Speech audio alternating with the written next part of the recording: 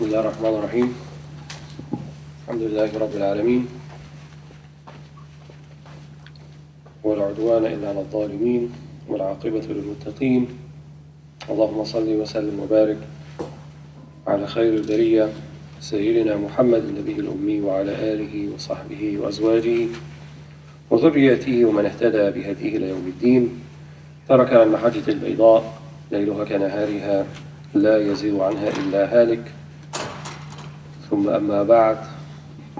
So alhamdulillah, we're here for the second session from the Seerah series, inshallah. The way we had originally divided it is the first two sessions we'll be dealing with the Meccan period from the time of the Prophet ﷺ. Last week we did an introduction. We talked a little bit about the Arabian Peninsula and the tribe that he belongs to, Quraysh, and some of his early years, his birth, his blessed birth, and his early years as an orphan, and the time he spent with various people who cared for him, including his uncle and his grandfather and his uncle, sallallahu alaihi wasallam. Then his marriage to Khadija, radiallahu anha. So this session, inshallah, we will begin with the Wahi, or Bad al-Wahi as it's referred to, the beginning of revelation, when the Prophet ﷺ was in the mountain cave of Hira, Ghar Hira, and he was approached by the Archangel Jibreel, or Gabriel, alayhi salam. So at this point in his life, the Prophet ﷺ was just shy of 40 years of age, or about 40 years of age. I think we spoke last time when he was 35, 5 years before. He already grown to have quite a reputation amongst the Qurayshis, the people of Quraysh, who were the main tribe in Mecca, as being a very honest person. They used to refer to him as Al-Amin or Sadiq Al-Amin, the truthful one, the trustworthy one. They would leave their valuables with him. They would use him to intercede on their behalf when they had disputes, the most famous of which, when they disputed about who was to place the black stone, replace the black stone in the Kaaba after it was destroyed by flood. So the Kaaba was rebuilt, and then the sub-tribes, al-Butun as they're referred to, had an issue who would place the black stone in its place, because that was a very honorable thing.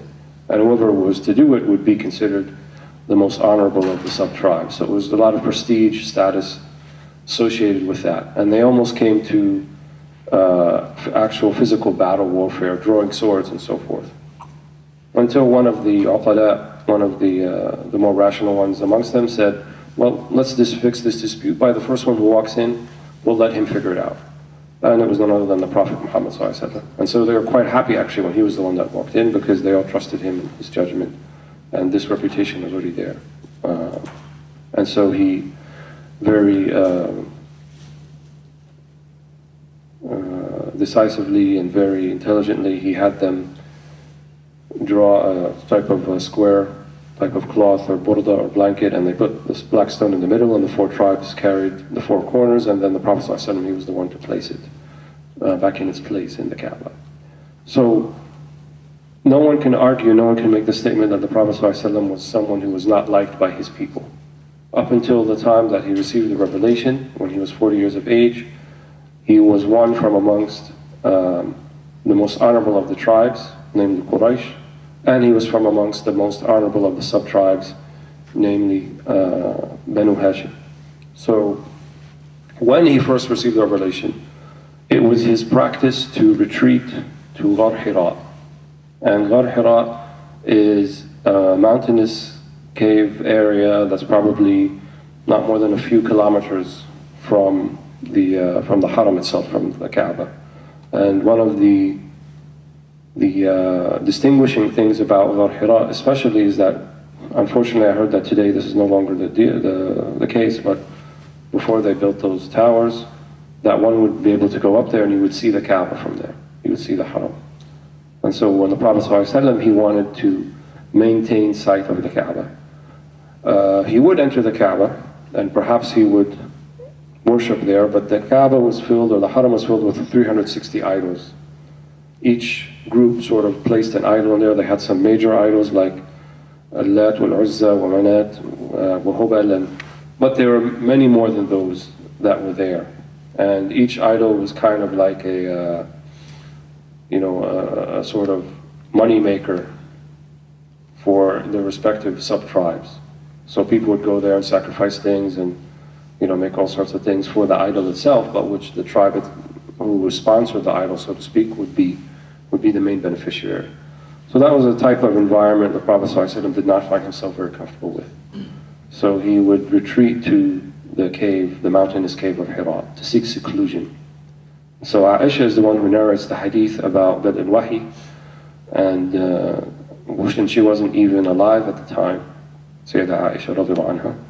But this was something that Prophet ﷺ related to her later on. So the idea that it was a very important event, obviously the beginning of the revelation, how did it all come about, is something that was important. So the Prophet ﷺ related it to Aisha. And just speaking of Aisha, incidentally, we find that she's one of the most prolific hadith narrators. She's in the top 3 with Anas ibn Malik and Abu Hurairah and Abdullah ibn Umar. And she was also a faqihah. She was one of the most learned of the Sahaba, not just the most learned female Sahabi, but most learned, unqualified, whether male or female. And so much of the deen that we know, much of the prophetic reports and the traditions of the Prophet Muhammad ﷺ are known on account of Aisha radiallahu anha. And in one of the reports, the Prophet ﷺ, he said, خُذُوا نِصْفَ دِينَكُمْ مِنْ هَذِهِ الْحُمَيْرَةِ. Take half of your deen from this person, this little red one, whatever that means, like a sort of term of endearment for Aisha radiallahu anha.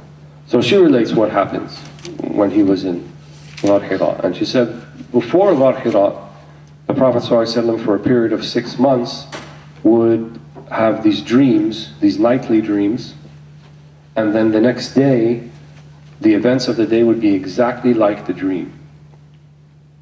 So she said, مثل فلق الصبح, like the daybreak, as clear as daybreak. In other words, sometimes when you dream and you wake up, it's kind of like, kind of have bits and pieces of what happened in your dream, you're not really sure, but you kind of remember little things here and there. But for the Prophet ﷺ, in this period of 6 months, he saw in his dream, then the next day things would happen exactly like he saw. So this was a type of a premonition, or irhasat, as the ulama call it, irhasat, which were indicative of what was to come. So there was a type of preparatory period for the Prophet ﷺ. And then Ghar Hira, where he spent much time, as we said, in seclusion. He was able to see the Kaaba from there. He would spend days and sometimes even weeks before he would come down, get more provision from his wife Khadija, and then go back. And the word that was used by the Rawi in the hadith for what he would do up there is something called at-tahannuth. And tahannuth, they said, is ibadah, it's devotional acts مع الانقطاع أو مع الاعتزال أو مع العزلة. So worshipful acts, but also in seclusion. That means that even the idea of being in seclusion is a type of worship, it's a type of act. And the ulama, they say that especially in times of strife, in times of fitna, tribulation, that seclusion becomes sort of the solace, the refuge of the believers. That sometimes when all of this is too crazy, which it is, that you need to take a little break and take a step away, a step back. It's not supposed to be a permanent situation. The Prophet ﷺ said, "La rahbaniyya fil Islam." There's no monasticism in Islam, so we don't build monasteries and be in complete seclusion without, and give up society forever. Not that. But a type of physical detachment that can lead to what's more important, which is a spiritual detachment. So to be in the dunya, which you don't have a choice, but not to be of the dunya. The dunya is something that it's not in your heart. You may possess some of it, but it doesn't control you. You control it. That's the idea. So the Prophet ﷺ, early on in his career, he would go to Ghar Hira. And it happened that one time while he was there, and we can probably safely assume the Prophet ﷺ had some type of prayer that he was doing there that is similar to the way we pray now. Something that could have been along those sorts. Not exactly like it is, but he had some type of reflection, obviously, contemplation, and some type of ibadah, remembering Allah subhanahu wa ta'ala. So one time while he was there, this man appeared in front of him, literally out of nowhere. So the angel Jibreel came in the form of a man. And angels are types of beings that can take different forms, one of them being a human form. The jinn also can do that, which are the other type of creature that shaitan is one of them. Shaitan himself took the form of a man once, which we're going to get to later in the Seerah, when the Quraysh chieftains were thinking about what they should do with the Prophet ﷺ and how they could get rid of this problem that came about. And so he came in the form of a man who came from a different area, from Najd. And the Archangel Jibreel is the angel of Wahy. He's the angel of revelation. So every prophet, whoever received revelation from God, was visited by Jibreel alayhi salam. And sometimes even non-prophets, like Sayyidah Maryam, if we go with the opinion that she wasn't a prophet, or there's another opinion that she was a prophet.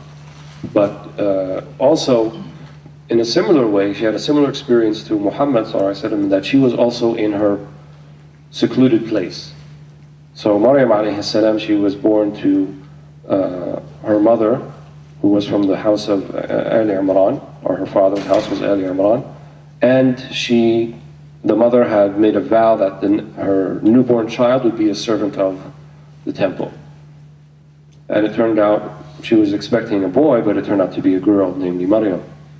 So she maintained that vow nonetheless, and so she sent Maryam, and there it was that Zakaria was the one who looked after her, because Zakaria's wife was related to the mother of Maryam. Either it was they were sisters, or it was aunt and niece. Two different opinions, but there was a relationship there. So he was the one who looked after Maryam. So she had like this staircase, as the reports go, that you have to go up, and it was a closed door, and she was by herself. There's no way anyone else can get in. So Jibreel also appeared out of nowhere, came to her. That's when she said, the Quran says that she said, إِنِّي أَعُوذُ بِالرَّحْمَنِ مِنْكَ إِن كُنْتَ تَقِيًّا. Right? I seek refuge from the Rahman, from Allah subhanahu wa ta'ala, if you are a person of taqwa, because I don't know you and you came out of nowhere. And this is when he gave her basharaha, he gave her the glad tidings, the good news that she would be pregnant with kalimatun min Allah, the word of God, namely Jesus or Isa alayhi salam.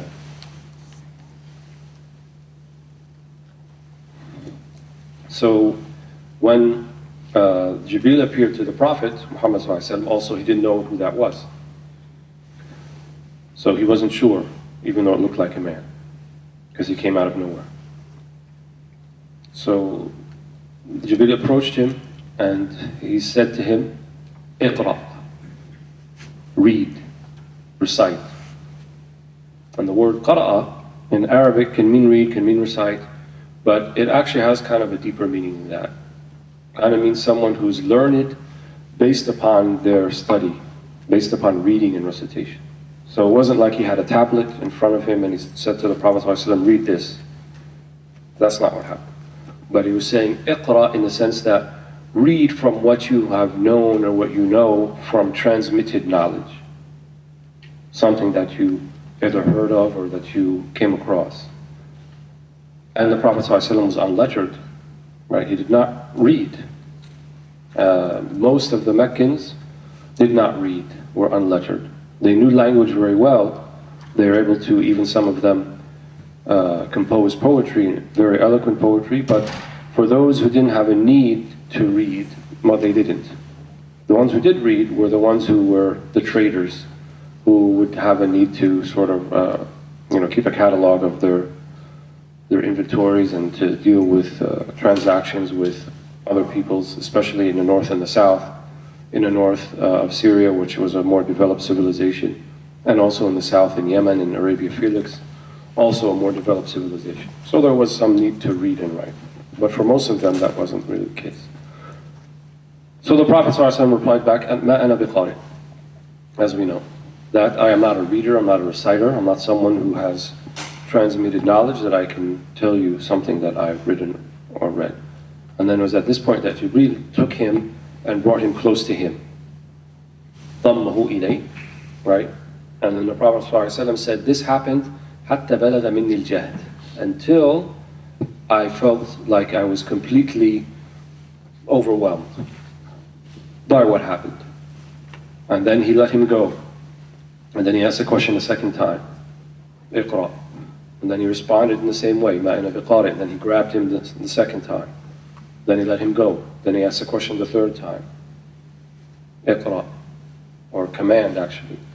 And he said, ما أنا بقارئ. I am not one who reads or recites or can transmit from what I have learned. And then he let him go, grabbed him, and then let him go. And then this is when the Jibreel said to him, اقرأ باسم ربك الذي خلق. So the first Quran that was revealed from Surah Al-Alaq, اقرأ باسم ربك الذي خلق. Read or recite or know or transmit knowledge in the name of the one who has created you. So one might ask, why did it have to go this way? Why couldn't the revelation have been sort of like what happened with other prophets, like Moses? Moses had an alwah. Quran says alwah, which means tablets. So when he went to the burning bush, he actually got those tablets that had some of the wahi. Other prophets, most of their revelation was based upon dreams, like Ibrahim alayhi salam, when he said to his son, إِنِّي أَرَى فِي الْمَنَامِ أَنِّي أَذْبَحُكَ فَانْظُرْ مَاذَا تَرَى. I see in my dreams that I slaughter you, so what do you think we should do? So this was also revelation.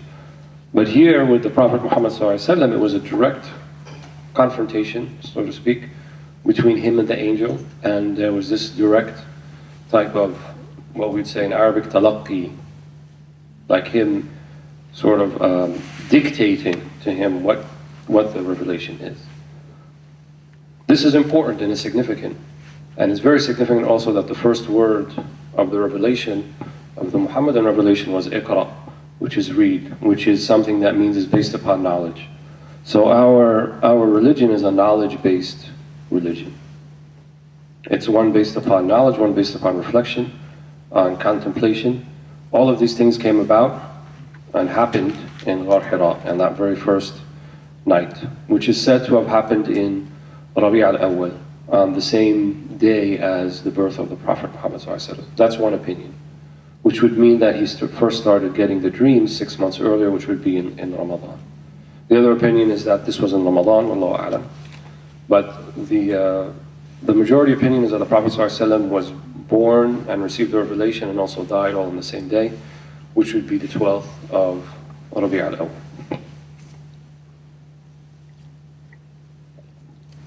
So the idea, this particular order of the way that things happened and the way that the angel spoke to the Prophet Muhammad ﷺ is indicative of a kind of paradigm that has become very important in our Islamic tradition, namely that al-ilmu bit-ta'allum, that knowledge is by learning, which kind of sounds, you're all students here, most of you, right? It kind of sounds like very intuitive, of course.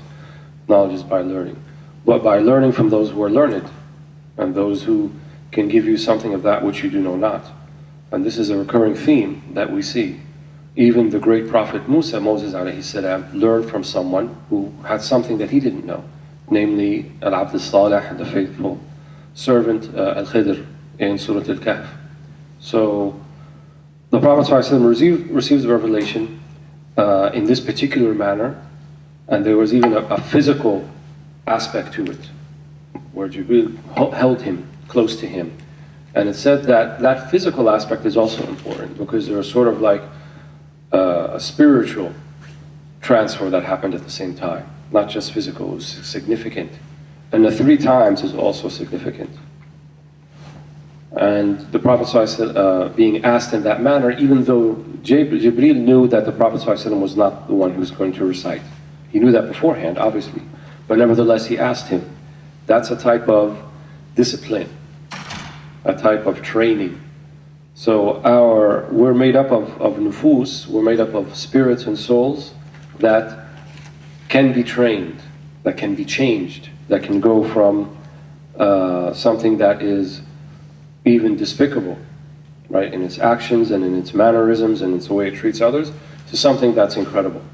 That's really the amazing thing about Islam. The amazing thing about this religion is it can take someone who was a completely unapproachable type of person that no one wanted to be around, and all of a sudden they can be someone that the best of mankind. And our souls have that capability. No one is beyond redemption. No one. You think of the worst person you can think of, they're not beyond redemption. There are people much worse than what you're thinking of who were saved, who woke up, who found a type of transformation in Islam. So after the Prophet ﷺ receives this revelation and Jibreel departs, Prophet ﷺ wasn't sure what exactly happened. What was that just happened? Was that a person? Was that an angel? Was that some type of kahana or soothsayer? These are the things that might have run through his mind. So he went back to Khadija radiallahu anha, and he explained to her what had happened, and then he also mentioned to her, Zammiluni, cover me up, which was the custom of their time when someone went through some type of traumatic experience, because it was definitely traumatic. He said, cover me up so I can recover. And he explained the story. And what was the reaction of Khadija radiallahu anha? She didn't say, well, that's the craziest thing I ever heard.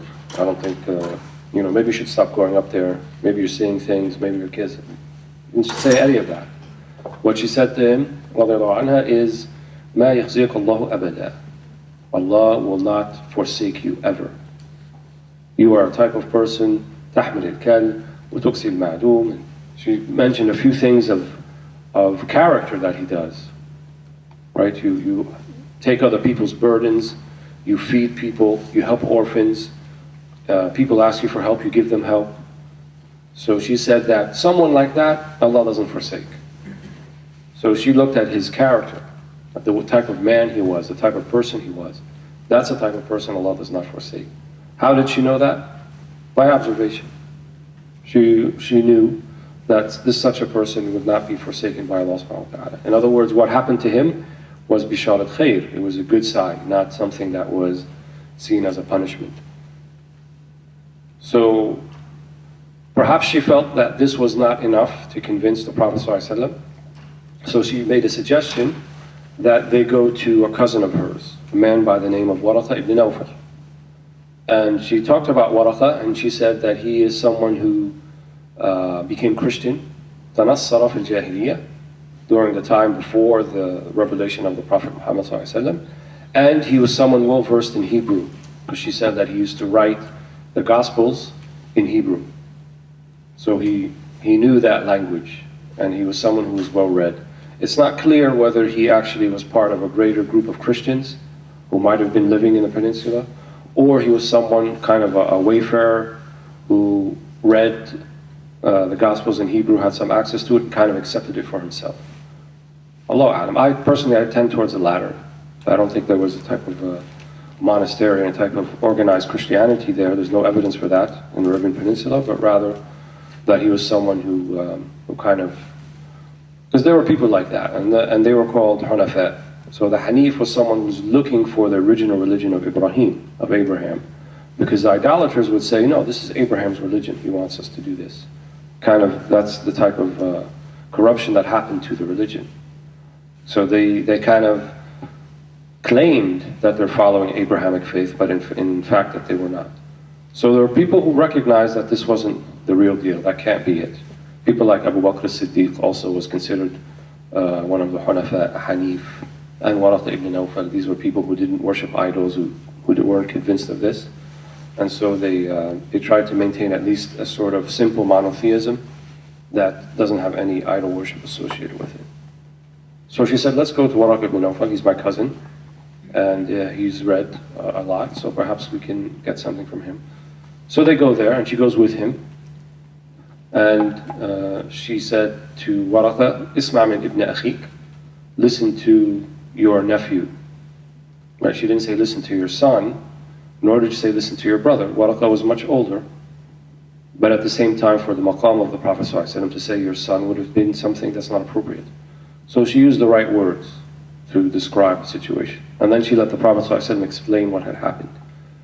Waraqah, upon hearing the story, he said, this namus, right, this indication of good is what namus means, of khair, is the same thing that came to Musa, to Moses alayhi salam. In other words, this is prophecy, this is prophethood. That's what's happening here. Nothing. That's what he recognized. And he said, I wish that when this matter is completed with you, that I would be there to help you when your people exile you from where you are. A rather amazing thing that he said, kind of confusing at the same time, because the Prophet ﷺ responded back. He said, "Oh, mukhrajiyahum." He said, they're going to exile me? And Waraqah responded back quite, definitively, like he had no doubt. He said, nothing comes like this, what has come to you, except his people will try to exile him, will make him leave. They will not accept it readily. And then at the end of the hadith, it wasn't much later that Waraqah died, before the next revelation came to the Prophet Muhammad ﷺ. So most of the ulama say that Waraqah was a Muslim, by definition, because he accepted that what happened to the Prophet ﷺ was revelation. Even though he's considered from what's called Ahl al-Fatra, which are the people between prophets, who are not taken into account for their belief or lack thereof, because they don't have guidance. Allah subhanahu wa ta'ala says in the Quran, وَمَا كُنَّا مُعَذِّبِينَ حَتَّى نَبْعَثَ رَسُولًا. We don't take anyone to account until we send a messenger.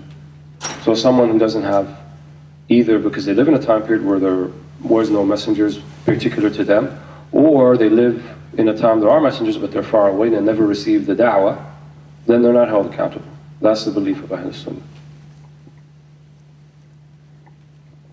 So after this, there was a period, the ulama called Fatrat al-Wahi, where the revelation stopped. So he received those first three initial ayahs, اقرأ بسم ربك الذي خلق خلق الإنسان من علق اقرأ ربك الأكرم الذي علم بالقلم. Those first few ayahs, and then after that, it stopped. Some say 2.5 years, up to 3 years, some say a few weeks. Most likely it's on a number of years, 2.5 years. So imagine that the Prophet ﷺ received that first revelation, and then 2 years go by, another 6 months, and nothing after that. Nothing happened. Until the Prophet ﷺ, he describes, he was walking on his way, and he saw Jibreel in his true form. And it's said that the only prophet ever to see Jibreel in his true form was the Prophet Muhammad ﷺ. All the other prophets saw him in the form of a man, if he appeared to them. But he saw him in his true form, so he looked up to the horizon, to the sky, and he filled it. He filled the whole horizon, from the ground to the sky. Something like 600 pairs of wings, as he looked at him in the sky. So he saw him in his true form. And then he received the next revelation. يَا أَيُّهَا الْمُدَّثِّرُ قُمْ فَأَنذِرْ. So the one who has been wrapped up, قُمْ, stand, فَأَنذِرْ. Nidara means to warn, to forewarn. Right? The Quran describes the Prophet ﷺ as nadhiran wa bashira, as both a warner and one who gives glad tidings, good signs to those who follow him. But no one is Muslim yet at this point. So he's being told, قُمْ فَأَنذِرْ. Rise and begin your da'wah, begin your mission. So the beginning of the da'wah of the Prophet Muhammad ﷺ was one that was surreptitious. Surreptitious means silent, yani secret. So the secret part is generally meant to have lasted about 3 years. So we have 2.5 years from the time he received the initial da'wah, then another 3 years on top of that, where it was a secretive of da'wah. And the first person to believe in him was Khadija, radiallahu anha, who already had accepted this from before. But now he had been given the command to actually actively preach, to actively tell people. So that was actually the beginning of the Risalah. Right, because the ulama of theology, they say that there's a difference between a prophet and a messenger. So a prophet is someone who receives revelation, while a messenger is one who not only receives it, but then is ordered to convey it. Is commanded to convey it by God, by Allah subhanahu wa ta'ala. So one could make the argument that in those first 2.5 years, the Prophet Muhammad sallallahu alaihi wasallam was prophet, not quite messenger yet. And then when he was given the command by Allah subhanahu wa ta'ala to begin to convey this message, he became a Rasul, a messenger. So he started with people he knew well, people of his household. And within his household he had a few people. He had Khadija radiallahu anha, who was his only wife at the time. She was the first to accept Islam.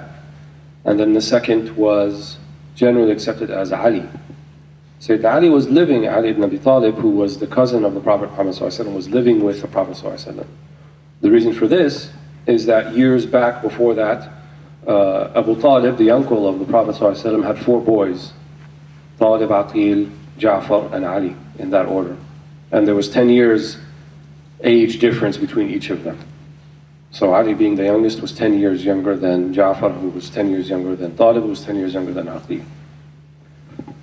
And Abu Talib was not a man of a lot of material means. He was a very well-respected man, being from a very well-respected tribe, but he didn't have a lot of means. So the Prophet ﷺ proposed to Al-Abbas, who was another uncle of the Prophet ﷺ, that they should relieve Abu Talib a little bit. So one should take one of the sons, the other takes the other of the sons. So the Prophet ﷺ took Ali, and Abbas took Ja'far ibn Abi Talib, radiallahu anhum. So Ali was more or less a member of the household. And the Seerah, it mentions that he saw the Prophet ﷺ leading Khadija in prayer. They were praying together. And he saw that. He was only about 8 years old. And he asked the Prophet ﷺ what that was. And he said, this is, I'm a messenger of Allah, and this is a prayer that we do. And he actually invited Ali to Islam at that point. So one narration of the Seerah says that he said, well, I have to see and ask my father, Abu Talib, about what he thinks about this. So the Prophet ﷺ was cautious, because he didn't want this idea to be in the public realm just yet. So he told him, I prefer either you accept it or you stay silent about it, and you don't tell anybody else about it. So Sayyidina Ali slept on it, 8-year-old boy. And when he said, I'm with you. So he followed the Prophet ﷺ, and he became the youngest Muslim at the time. Also in the household of the Prophet ﷺ was Zayd. At that point he was known as Zayd ibn Muhammad, because the tabanni, or the adopting someone as being as a son, was not made, the ruling from the Quran didn't come yet. He's actually Zayd ibn Haritha. That was his father. And even his father had come to town before then, or later on, and Zayd was given the choice to go with his father or stay with the Prophet ﷺ. He chose to stay with the Prophet Muhammad ﷺ. So he was a servant of the Prophet ﷺ, and he also accepted Islam.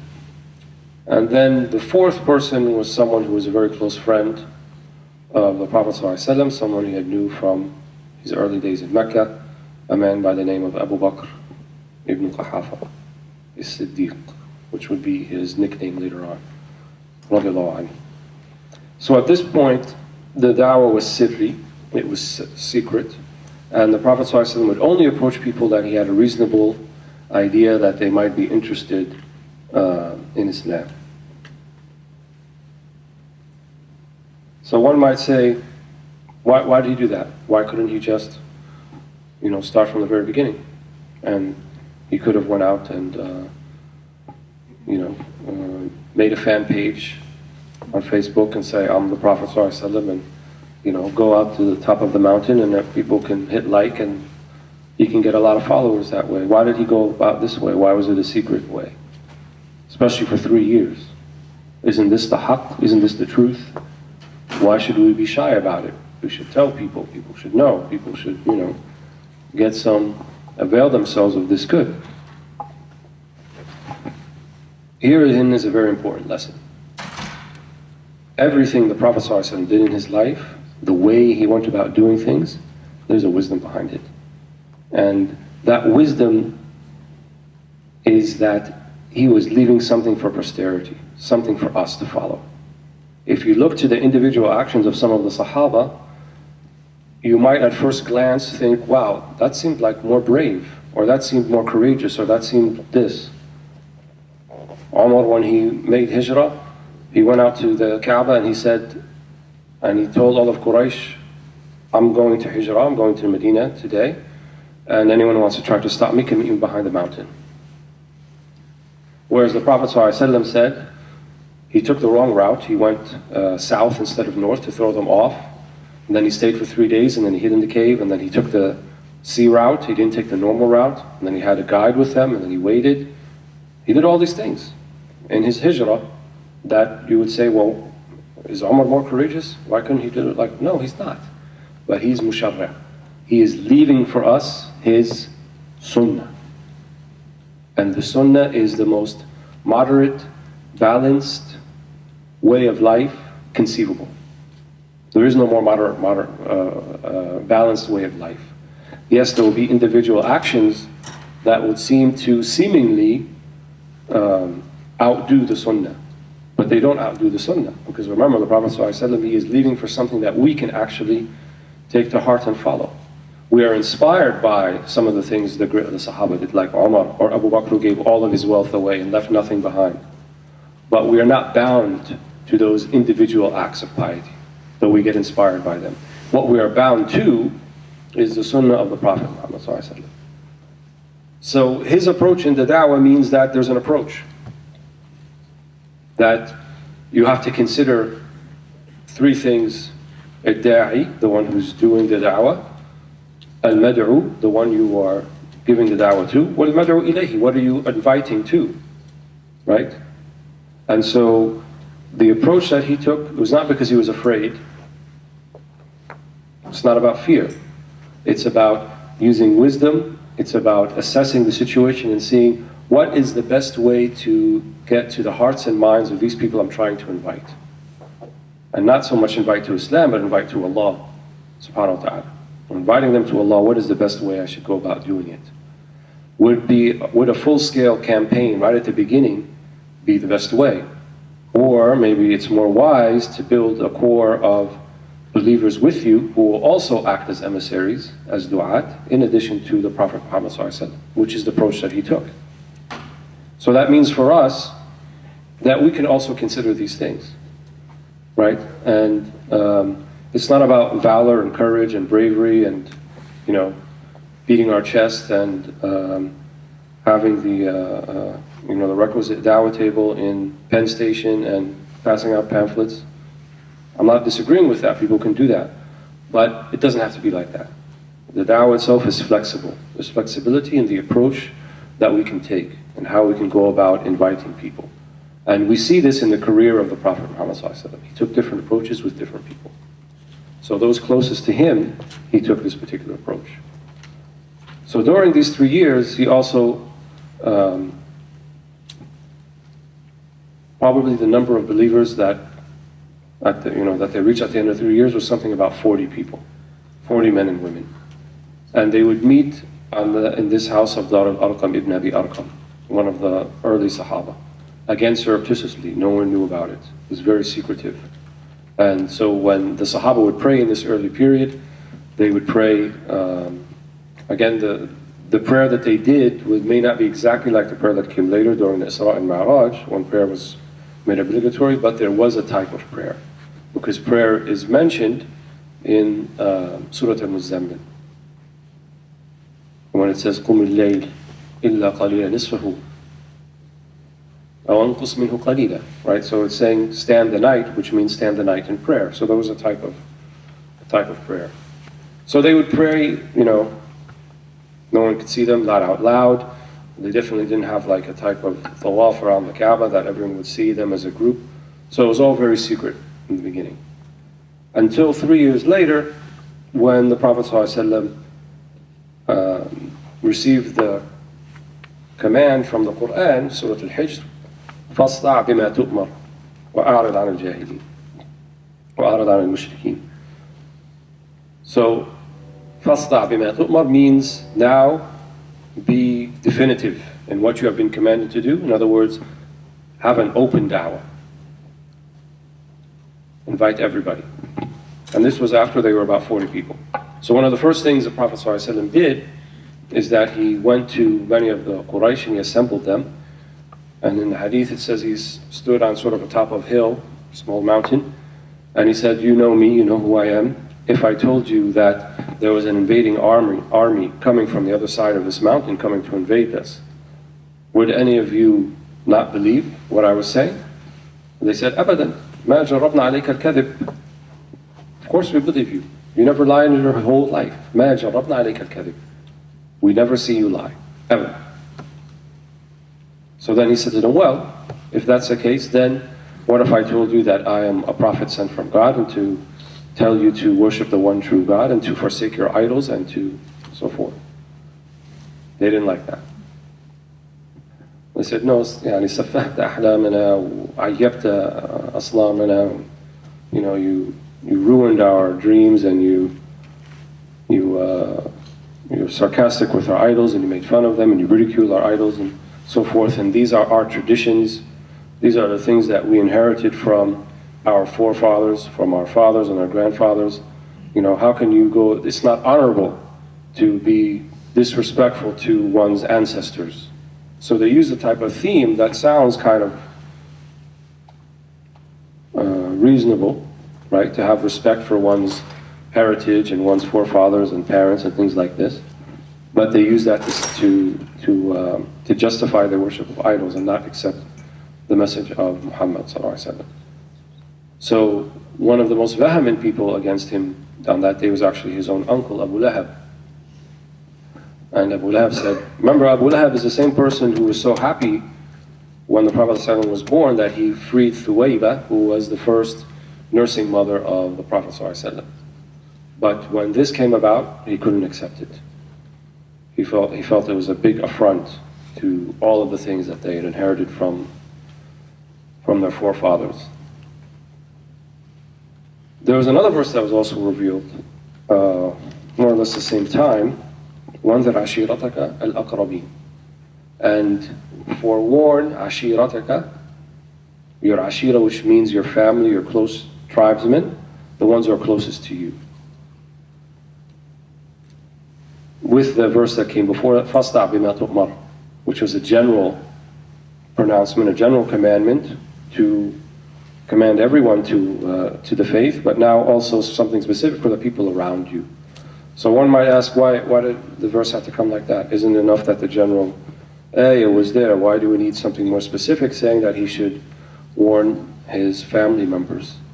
And he actually went to them. He assembled his family members, even the people of his household, including his daughters and his wife Khadija and everyone. And he said, مَا أُغْنِي عَنْكُم مِّنَ اللَّهِ شَيْئًا. You know, I cannot help you except if that you accept this da'wah, this message of Allah subhanahu wa ta'ala. Again, herein there's a reason for it, there's a wisdom behind it. Namely, even in our da'wah, right, is that we should, the ones who are closest to us have the most rights upon us. Whether it be family members, whether it be neighbors, whether it be the ones in your circle of friends or circle of acquaintances, all of these people have more rights than the one who is further away. So, al-aqrab bil-ma'ruf, the one who is closest to you. And the closest to you is your own self, your own soul. And so one of the pillars of da'wah is you're not going to be successful with anyone else unless you're successful with yourself. So if you're trying to change society, trying to change people, but yet you fail to change yourself, your da'wah will not be successful, will not work. The first step is changing yourself. The first step is putting in yourself the attributes, the character that you would like to see in other people. The thing that you're inviting to, you have to embody that, or at least try to, in yourself. I'm not saying that you have to be perfect and that you have to be, prophet-like in everything for you to be someone engaged in da'wah. but you should be striving to do so. You should be at least trying to be on a path where you're doing that, and not just merely dismiss it out of turn and say, well, that's not that important. It's important we get these people to come to Islam, to know about Islam, and so forth. But they may come to know about Islam more via your own actions, more via your own dealings with them, your mannerisms, than they come from anything you have to say.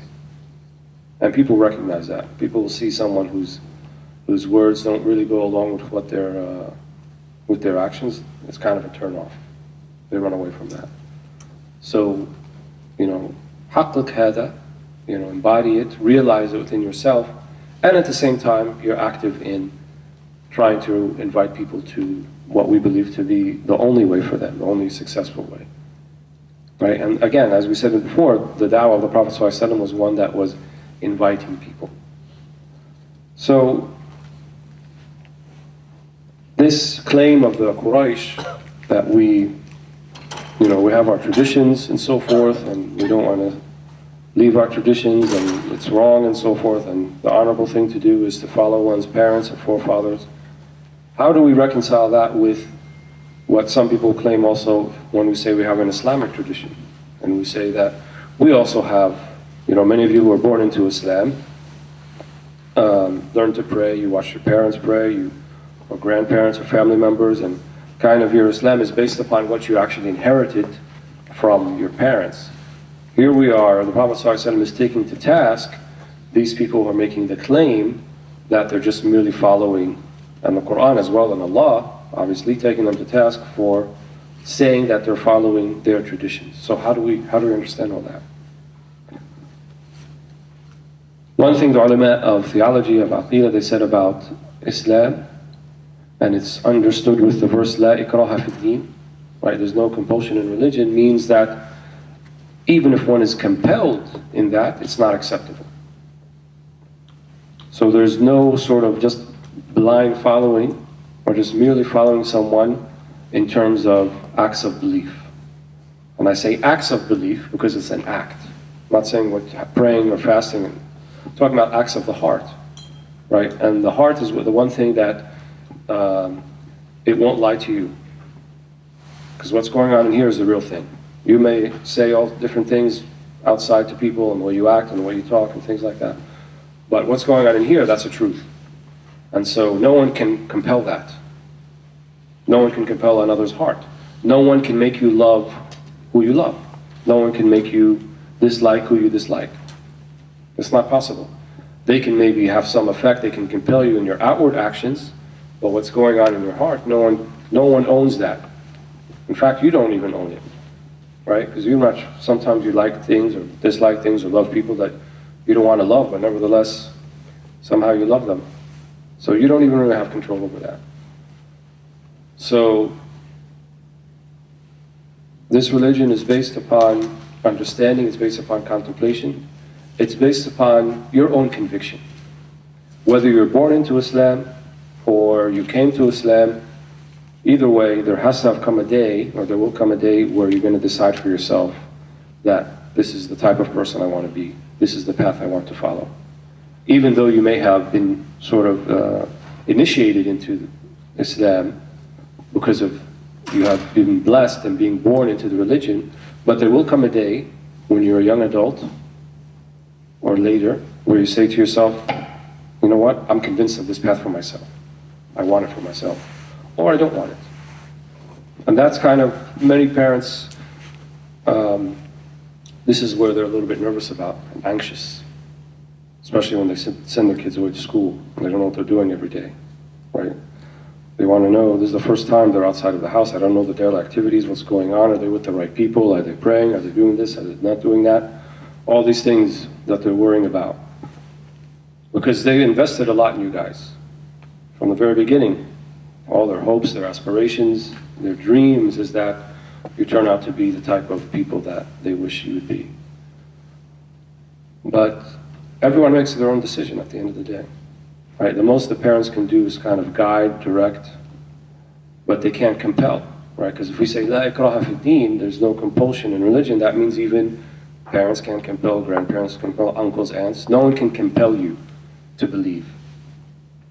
to believe this is the path that's for you. You have to decide that for yourself. You can take steps, right, to learn about it, to make an informed decision. But at the end, you have to do it yourself.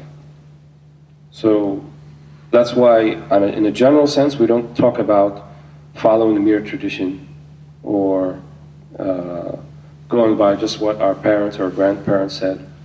Because even within Islamic societies, there are certain parts of so-called tradition that may not be acceptable, may not be applicable now, may be something that you may not do in your own life. So Islam encourages us, in fact, it orders us to have a type of intellect where we question things, where we're critical, where we think about things, right, and that we become convinced of things for ourselves.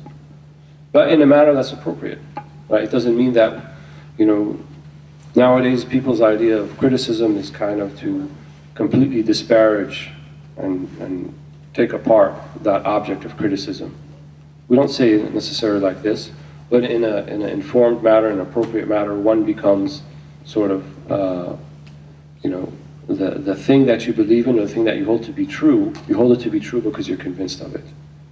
And there are certain pathways to become convinced, right? There are certain epistemologies, to use a big word, that tells you, I know this thing to be true or this thing to not be true.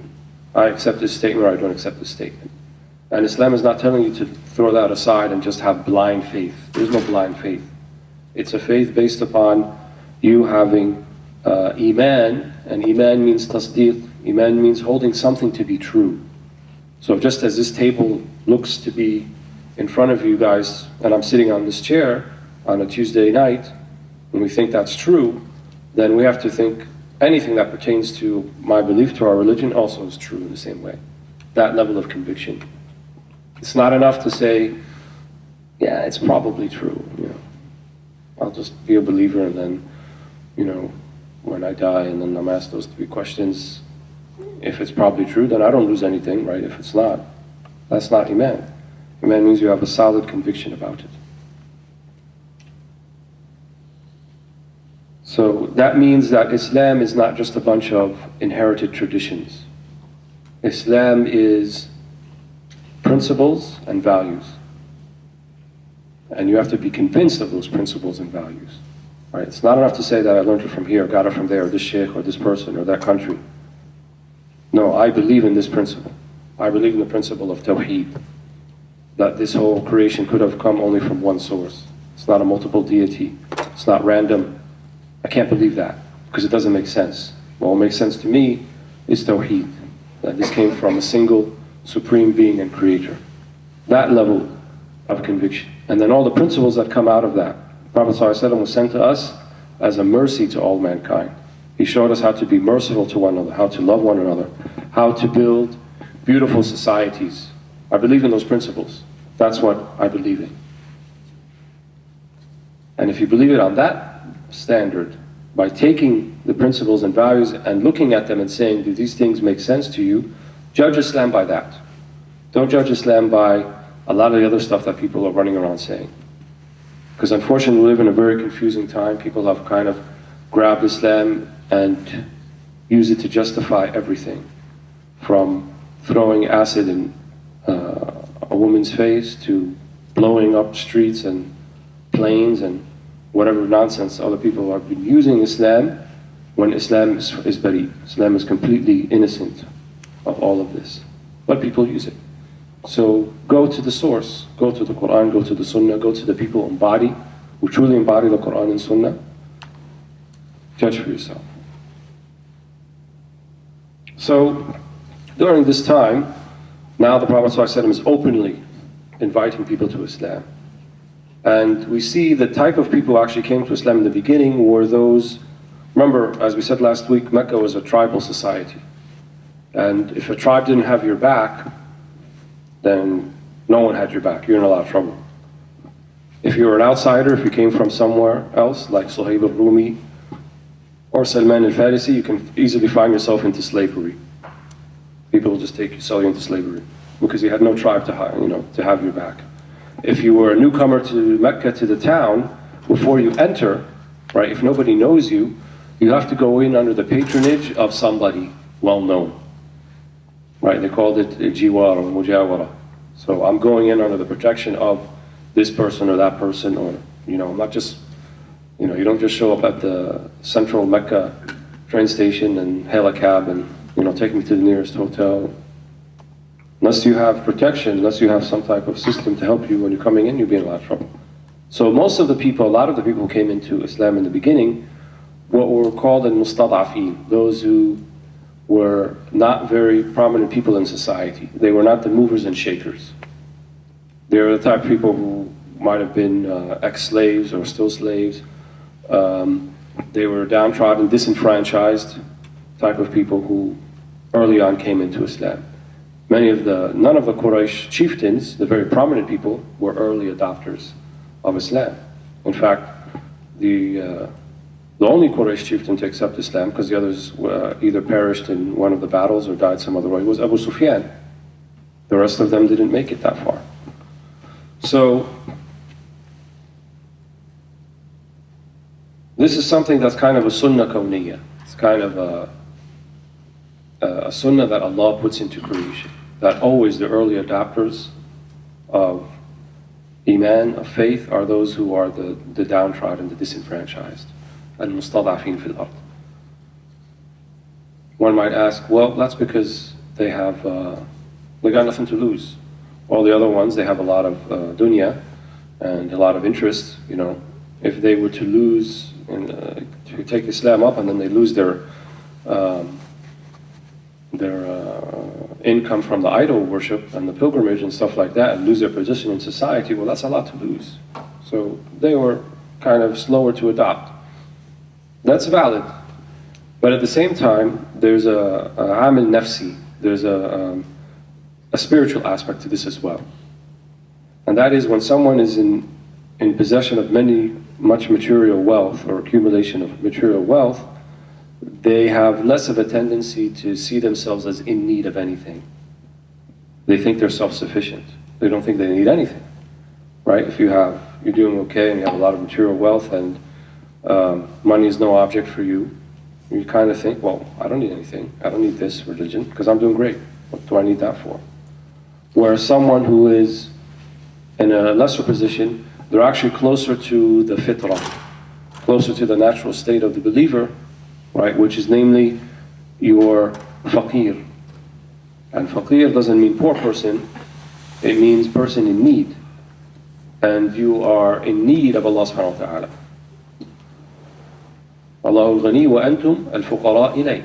Allah is the one who is completely self-sufficient, not in need of anything, and you're the one who is in need. And so the paradigm in Islam is your level of need is not based upon how much you materially possess, but it's how wealthy you are with the knowledge of Allah subhanahu wa ta'ala. And if you are sufficient with Allah's knowledge of you, then you don't need anything, because you know you only need Him. Then you become the richest of the people, right? Because the person who has a lot but still wants more is in a state of poverty, because they're always looking for more. They're always in need. They're never satiated. Whereas the person who may have little but is content and satisfied even with the little that they do have, they are the ones who are people of wealth, people of spiritual wealth. So, in the prophetic reports, that's why that the true wealth is the wealth of the spirit, not the wealth of the hand, of what you possess. So, many of the downtrodden came to Islam in the beginning. We see this theme occurring in the Quran. The people who followed the Prophet Nuh, for example, they were described as aradhil al-qawm. Aradhil, yani the lowest of the low. You have only the low people following you. You don't have really... Fir'aun picked upon the people that followed Moses, saying that they're shirzimatun qalilun. Shirzima, yani this small little group that's insignificant, marginalized, they don't have any power, so forth. So there was a period of idha', there was a period of a lot of strife and actual punishment coming from the more prominent members of the society. And in the beginning they tried to do it a little bit more in a negotiating style. So they would approach the Prophet ﷺ and they would say to him, look, you're one of us, you're one of our sons, we get it, but If you need a doctor, we'll get you a doctor. If you need, if it's money you're after, we'll give you all the money. If it's women you're after, we'll give you women, the best of our women. If it's a kingdom, you want to be in charge, okay, we can live with that. But stop preaching this thing. And of course the Prophet ﷺ refused. So you might say, well, what if he accepted the kingdom thing, right? It could have been a way for him to get in charge, and then a way to spread the dawah, right? That makes sense, get in charge, be on top, and then over time, they can do that.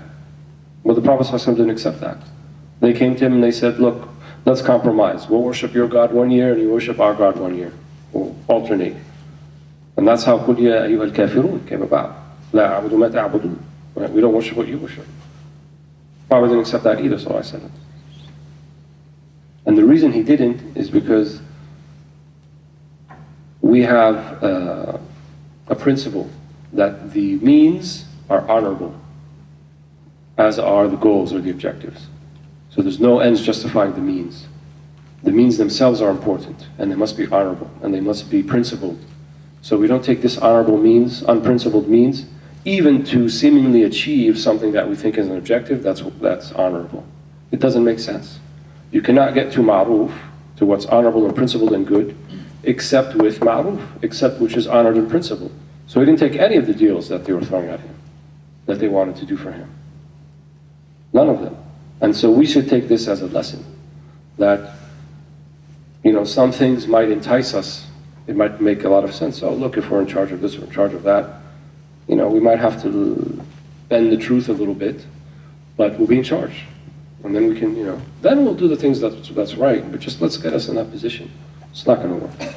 It's not an honorable thing, because we are commanded, right? It's an act of worship itself and the means that we take, not just the goals or the ends that we're seeking. And at the end of the day, the goals and the ends, you have no control over them. You seek them. Whether you achieve them or not, it's not up to you. That's up to Allah subhanahu wa ta'ala. So really our ibadah is about the means. It's not about the ends. Right? Because the ends is not in our possession. The ends is not in our power. So if we seek the right means, the proper means, the appropriate means, the principled means, whether Allah gives us the ends after that or not is not our issue. But we did what we were supposed to do. And that was the way of the Prophet Muhammad ﷺ. So even some of the some of the old Orientalist literature, they'll say that really Muhammad ﷺ, he was kind of an Arab king, he wanted to be that, and so he used this dawah as a way to, well, if that were the case, he could have taken it from right here. If he really wanted that, and if it was about money and about influence and about power and about sovereignty, he would have taken the deal they gave him in the beginning.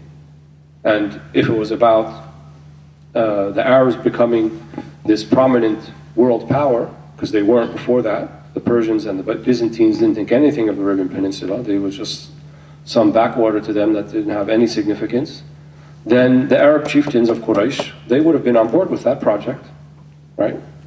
Because they love power, they love nufuth, they love to be in charge, they love to have influence. They would have taken that. So it wasn't about that. His mission, his da'wah sallallahu alaihi wasallam, was about reaching people's hearts, changing people's hearts, making someone from a person who was a slave to himself to a slave to Allah subhanahu wa ta'ala, or a slave to his desires, or a slave to others, to a slave to God. That's the transformation. That's what the whole da'wah, the mission was about. So they went under a period of heavy strife. The weaker people, in terms weaker in sense of they didn't have someone to have their back, suffered the worst. Some were actually even killed. The Prophet himself did not escape this idah, even though Abu Talib was his patron and protector, and Abu Talib was a strong, prominent, one of the chiefs of Quraysh. But even that was not enough, because they knew that they couldn't actually do serious physical harm to him, because then they would have the tribe of Banu Hashim after them. But they would do things that were like trying to humiliate him. He would be praying in the Kaaba sallallahu alaihi wasallam, and he'd be in sujood, and they would bring camel entrails, put it on his back. And it was Fatima, his young daughter, would come and take it off his back, sallallahu alaihi wasallam. Or he'd be going to walk around the Kaaba and they would pull him by his collar so hard that they were almost suffocating him. And it was Abu Bakr as-Siddiq who said to them, أَتَقْتُلُونَ رَجُلًا يَكُونُ رَبِّي اللَّهِ? You're trying to kill someone just because he said, my God is Allah? That's what this is about. So all sorts of despicable things happened, not just to the Prophet ﷺ, but also to many of the other Sahaba. This culminated in, after they tried the negotiations, they tried to negotiate with the Prophet himself, they tried to negotiate with Abu Talib. They went to Abu Talib and they said, look, your son, your nephew here is causing us a lot of problems. We have a deal for you. We'll give you one of our sons. He could be like your nephew, right? And he can take care of things for you, and then, just leave us. He said back to them, so you want me to take one of your sons and raise him and spend money on him, and then you take mine to kill him? What type of deal is that? So he refused outright. And even Abu Talib one time approached the Prophet ﷺ and asked him sort of in an indirect way. The Prophet ﷺ took it as like, oh wait, maybe he's changing his mind. And that's when he said the very famous thing, if you put the sun in one hand and the moon in the other, I would not leave this dawah. And then Abu Talib promised him, said, I would never forsake you. And I am with you. And Abu Talib even encouraged his sons to follow the Prophet Muhammad ﷺ. So Ali and Ja'far became Muslim. And Aqil later on became Muslim. So the idea of then Abu Talib, how did he die then?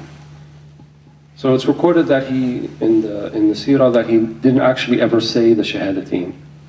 That he did not say La ilaha illallah Muhammadur Rasulullah. But it seemed like his actions, in the way that he supported the Prophet ﷺ, even more than some of the people who did say the Shahada, seems to be a witness for him. And yet there's some other reports that point that he will be in hellfire. So how do we reconcile all of that? There's two major opinions. One says that since he did not say the Shahada, testification of faith, during his lifetime, and if we consider that to be part of Iman, part and parcel of Iman, then we would have to say that he did not die as a Muslim, and then he might reside in hell forever. The other opinion is that the talaffuz bi-shahadatain, saying the testification of faith, is an indicator of Iman.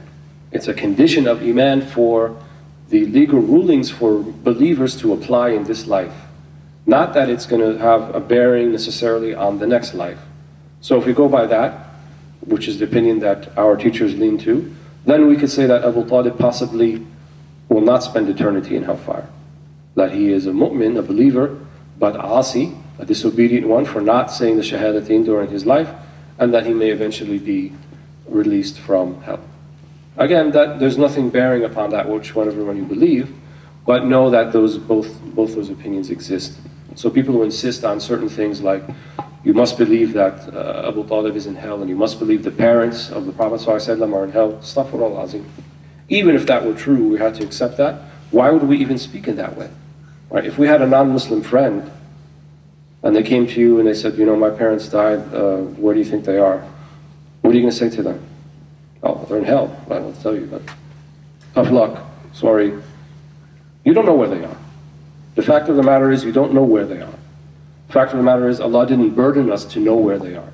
The fact of the matter is that unless you have a clear, definitive nas, a text from the Quran and Sunnah by name, not by attribute, by name of that person, you can't say they're in hell or in heaven. You cannot. Abu Lahab, okay, he's in hell. By name, his wife too. Anyone else? I don't know. Anyone who died last week or the week before, I don't know what was in their heart. I don't know if the dawah, they knew it. I don't know if they knew it enough to reject it. We can't know that. So the least you can do is to be silent. Cover your ignorance with your silence, as our ulama say. Ustur nafsak bis-sitr. Cover yourself, with your silence. So if someone asks you, what do you think? So you know what? Our religion doesn't burden us to know that. But I hope that they had a good outcome. I hope they had a good ending. And I hope maybe they didn't know enough about our deen, and I think if maybe they knew about it, they might have accepted it, but maybe they didn't know. So that's up to God, what He wants to do with them. That's not my business. When we do the tarahum, when we say, Fulan rahimahullah, Allah have mercy on their soul, it's a supplication, it's a dua. We're asking Allah to admit them to save them, to find salvation for them from the next life. That's all it is. But unless we have a clear-cut text by name, we can't say definitively. And Islam doesn't ask us to know or to say definitively anyway. We're not burdened with that. So we believe that the people of Ahl al-Fatrah, the people who were between the two prophets who did not receive the dawah, they're people of paradise, which include the parents of the Prophet Muhammad ﷺ, because they did not receive the dawah of Isa, who was the prophet before Muhammad 600 years earlier, nor did they live to the time until the Prophet ﷺ, he himself became a prophet. So, وَمَا كُنَّا مُعَذِّبِينَ حَتَّى نَبْعَثَ رَسُولًا. And we are not going to take people into account until we have sent for them a messenger. And that's our aqidah. So, going back to Abu Talib, the abuse that the Sahaba and the Prophet ﷺ underwent culminated in a boycott. What's it called? Al-Hasr, or a type of economic boycott. So the Quraysh, they got together, they said, look, our negotiations are failing, we've tried with him, we've tried with Abu Talib, we've even abused some of them to the point of death. They took Bilal radiallahu anhu and they put him in the Sahara, and they put this huge rock on his chest, and they wanted him to say something, and he said, Ahad, Ahad, Allah is one, until Abu Bakr came and bought him and released him, freed him. So they went through all types of abuse. And then it culminated, so they said, all of these things are failing us, we can't kill him, because if we do, then the blood of Bani Hashim, they will come after us.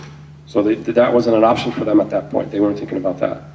So they said, well, let's have an economic boycott. And they wrote this sahifa, this document, that outlined that the tribes, affiliated tribes of the Prophet Muhammad ﷺ, which were Abdul Muttalib, Banu Abdul Muttalib and Banu Hashim, would undergo this boycott. They would not trade with them, they would not marry their daughters, they would not do anything with them. Caravans would come to town, who were, Ajanib, they were not from Quraysh, and they would do this type of auctioneering to make the price so high that no one of the two tribes that were affected can afford it. It got so bad that they would eat leaves, palm tree leaves. It got so bad that someone would walk on the ground and step on something soft and then pick it up and say, well, I'll eat it because I have nothing else to eat. That was how bad it got for them during that time. And this lasted for 3 years. So 3 years of complete boycott. And they were completely isolated in the Shab of Abdul Muttalib, which was a certain part of town of Abdul Muttalib, a certain area of town that they lived in. Until, the Arabs weren't all that bad. They had a lot of problems with them, but they had this idea of honor. And some of them got together and they said, you know what, this is not right.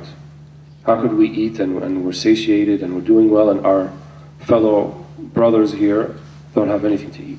And the ones who were affected by this were not just the Muslims, were also the non-Muslims amongst the two tribes. So those two tribes of Banu Hashim or Banu Abdul Muttalib, the sub-tribes, Muslim and non-Muslim. And the non-Muslim ones stood firm with them because they saw it as a type of solidarity with someone who's of the same sub-tribe. And of course the Muslims were staying firm because they were with the Prophet ﷺ. Abu Lahab famously said, I'm not with them.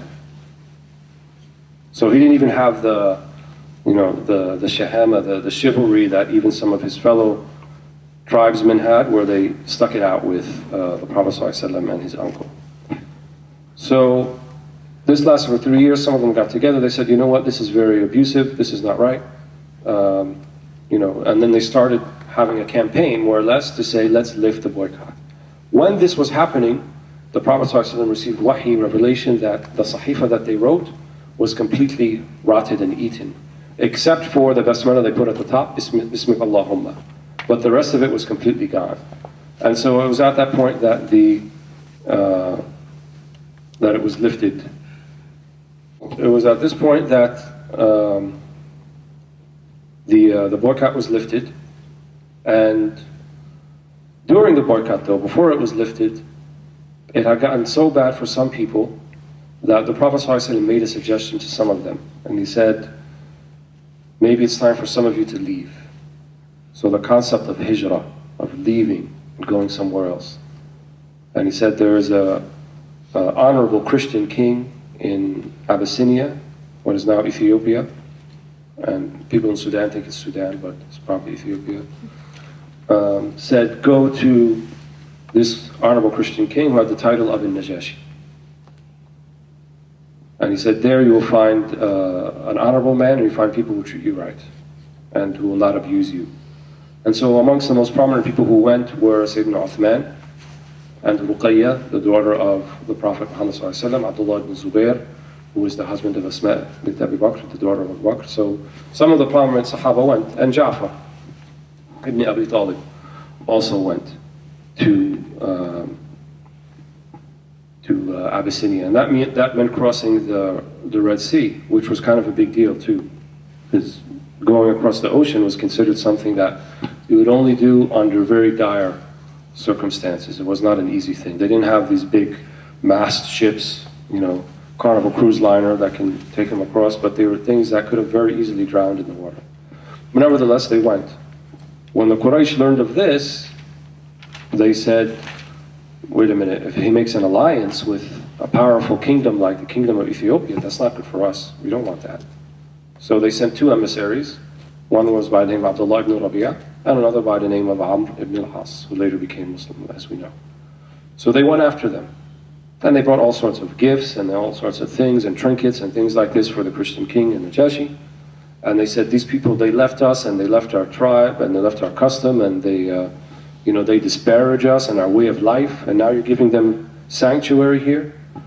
So the Najashi, upon hearing this, he summoned them immediately. He said, bring them, I want to hear what's the story with this. So they elected Ja'far, radiallahu anhu, as the spokesperson. And so he asked him, what has brought you here? And he said, before we were worshiping idols and we were doing despicable things and we weren't treating people right, and then we came to this religion and now we have people of principle and honor and so forth. And he told them the whole thing. And then Najashi was satisfied. But then either Amr ibn al-As or Abdullah ibn Rabi'ah, they said, well, ask him about Jesus. So they already had an idea what the Quran was saying. And they had an idea that Christians, some of them believed in the Trinity. So he wanted to kind of trip him up with this one.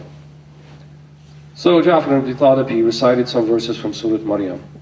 And upon hearing this, and Najashi said, what has come in this book, in this revelation, is the same that came to Jesus. They're brothers. I don't see any difference between the two. And so he ordered that the two emissaries from Quraysh were to be returned and to leave, and they left. And so the Sahaba in Ethiopia remained for a time. There was a rumor during the time that they were there, a number of years, that the people of Mecca all of them become Muslim. So some of them went back, about 33 of the men. There were about 80 men and some 9-10 women. So about 33 of the men went back, and when they found out it wasn't true, some of them were actually captured by the Quraysh. Some of them had to seek the protection of someone, of a tribesman, so that they would not be harmed. But they actually didn't come back, all of them, until Khaybar, which was a few years after the hijrah. So they stayed there for some years. So to finish off, just the point of the hijrah, we see that the Prophet ﷺ gave them an outlet, gave them something to get out of the situation that they were in. And it was based not upon something that was about their material comfort per se. Well, that wasn't the issue, right? Because the other Sahaba remained, but it was more about something pertaining to their deen. So whenever there's a fitna, a trial and tribulation in your religion, what does that mean, trial and tribulation in your religion? It means that the balance of you actually remaining and following the faith or performing the devotional acts of the faith becomes into question. Maybe, maybe not. This is when they made the decision that they do the hijrah. And it was a type of sunnah, right? The bigger hijrah came later to Medina, but the lesser hijrah, the first hijrah, to Ethiopia. And so the general principle about leaving where you're at, there are certain conditions that should be fulfilled. If you're leaving where you're at, that means that there's a strong reason for it. And one of the strong reasons is that you're worried about your deen. And that's why the Sahaba left when they left. either to Ethiopia or later on to Al-Medina. And so all of their life's decisions were based upon, well, is my deen going to be stronger?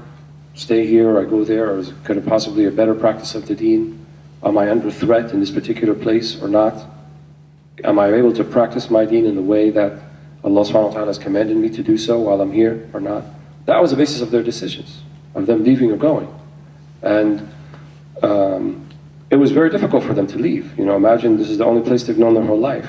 And they're going somewhere where they don't even speak the language, right? They didn't even speak Arabic, they spoke Ethiopian, which is a similar language, but it's not the same. Different religion, different customs, different everything. But they went nonetheless. So in our own lives, the concept of hijrah, there's a spiritual hijrah, and then there's the more physical hijrah. Just like when we saw the spiritual seclusion and the physical seclusion with the Prophet ﷺ, the idea of hijrah also. And some of the hadith point to the spiritual hijrah. Right? The spiritual hijrah is al-muhajir man hajar al-ma'asi, right? That the true emigrant is the one who emigrates from his sins, to leave those aside. So there's an indication here that if you're emigrating so as not to fall into sin and to be a better practitioner of your faith, then that's a valid reason to consider when you're thinking about going from one place to the next. And the Arabs, they have a saying, they say, الرفيق قبل الطريق والجار قبل الدار. So الرفيق قبل الطريق means your traveling companion before you hit the road. والجار قبل الدار, and your neighbor before the house. There used to be a time when people, when they're looking for an apartment to rent or a house to buy, they were kind of concerned what the neighbors were doing. Who are the neighbors? Will we get along with them? Nowadays people don't really care about that because you don't have a relationship with your neighbor. Most people don't know who their neighbor is. They don't know the person lives downstairs or the person lives across the street or their name or anything like that. And they don't care. But there used to be a time when people were very much communities, and they had, in this country, not so long ago, 20, 30 years ago, people were concerned who their neighbors were. Because they understood that that will have more an effect on their life and in the way that they practice their life than how many square feet the basement has. But who the neighbors are, the neighborhood, right? The relationships I'm going to form with these people. Because now, these people that I move next to, they have rights on me. The Prophet ﷺ said, مَا زَالَ جِبْرِيلُ يُوَصِّينِي فِي الْجَارِ حَتَّى ظَنَنْتُ أَنَّهُ سَيُوَرِّثُهُ. He said, Jibreel was telling me so much about the neighbor and rights of the neighbor until I thought he would make him an heir. An heir, and an inheritor, someone to inherit my estate. That's how close and important the neighbor is. So the idea of hijrah, living physically, means that you're doing it to improve the practice, your ability to practice your faith. And that's what they did in the beginning here. So our ulama, they say it's still a type of hijrah. People can travel for various reasons, for business, for study, for anything. But ultimately, when you're thinking about how to settle, where to settle, what to do, the main consideration should be your deen. The main consideration should be, maybe should I move next to these people? Should I move into this community? Should I move in this particular place because I have a better practice of my deen? Not because the Walmart is walking distance, or whatever reason people move into neighborhoods. So I think we've outrun our time. We will stop here, inshallah.